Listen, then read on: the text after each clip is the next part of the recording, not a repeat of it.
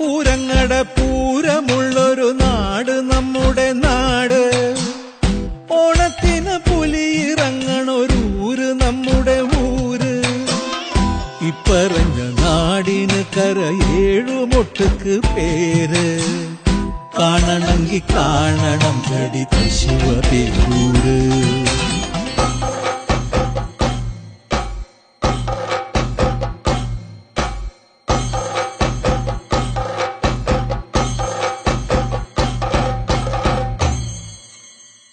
നാടിനൊത്ത നടുവില് പച്ചക്കൊട പിടിക്കണ കാട്.